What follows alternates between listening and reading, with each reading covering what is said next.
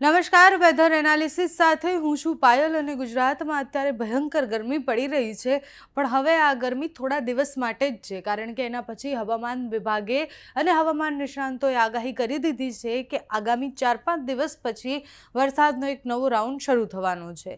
Western disturbance પસાર થઈ રહ્યા છે અને એના કારણે વરસાદ પડવાનો છે. પહેલાં તાપમાનની વાત કરી દઈએ તો આજે કેટલું મહત્તમ તાપમાન રહેવાનું છે એની વાત કરીએ તો સવારે 11 વાગ્યાની આસપાસ તમે જુઓ કે અમદાવાદમાં 36 ડિગ્રી તાપમાન બતાવે છે, કચ્છમાં 35 ડિગ્રીની આસપાસ બતાવે છે, જામનગરમાં 32, વેરાવળમાં 30 ડિગ્રી આસપાસ, ભાવનગરમાં 35, વડોદરામાં 36, સુરતમાં 36 અને મોટાભાગના વિસ્તારોમાં 36-37 ડિગ્રીની આસપાસ પહેલાં તાપમાન રહેવાનું છે. બપોર જેમ જેમ પડતી જશે એમ તાપમાન વધશે. અમદાવાદમાં 40 ડિગ્રી, વડોદરામાં પણ 40 ડિગ્રી થશે, મહેસાણામાં 40 ડિગ્રી આસપાસ પહોંચશે, કચ્છમાં પણ એ સ્થિતિ રહેશે. સાંજ પડતા સુધીમાં એ તાપમાન પાછું ઓછું થઈ જશે. પણ કમ્પેરિઝનમાં જોઈએ તો હમણાં 2-3 દિવસથી જેટલી ગરમી પડી રહી છે એ હવે ધીરે ધીરે ઓછી થાય એવી સંભાવના છે, કારણ કે વેસ્ટર્ન ડિસ્ટર્બન્સની સિસ્ટમ બની રહી છે.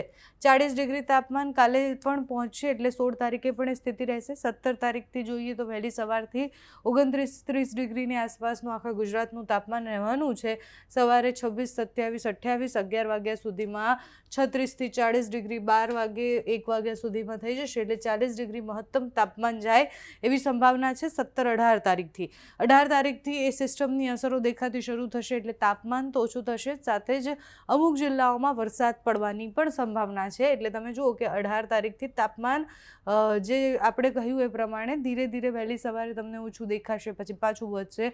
19 તારીખથી એની સ્થિતિ પાછી બદલાશે અને જે સિસ્ટમ બની રહી છે એ સિસ્ટમને અસરને કારણે વરસાદ પડે તેવી સંભાવના છે. 18 અને 19 અને 20 તારીખ સુધી, એટલે 3 દિવસ હવામાન વિભાગની આગાહી પ્રમાણે વરસાદ પડે તેવી સંભાવના છે.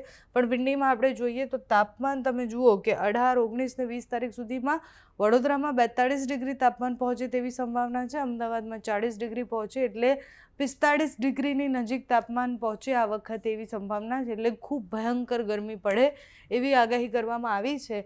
એ ગરમીની વચ્ચે વરસાદ પણ પડવાનો છે. એ વરસાદની અસરો કેટલી થાય છે એ પણ જોવાનું છે, કારણ કે આ જે વરસાદ હોય છે એ બહુ જ સામાન્ય મધ્યમ વરસાદ રહેતો હોય છે અને એ સામાન્ય મધ્યમ વરસાદ ગુજરાતના બહુ જ બધા વિસ્તારોને અસર કરે એવો છે. એટલે તમે જુઓ કે 19 તારીખે સાબરકાંઠા, અરવલ્લી, મહીસાગર અને દાહોદમાં વરસાદની આગાહી હવામાન વિભાગ દ્વારા કરવામાં આવી છે.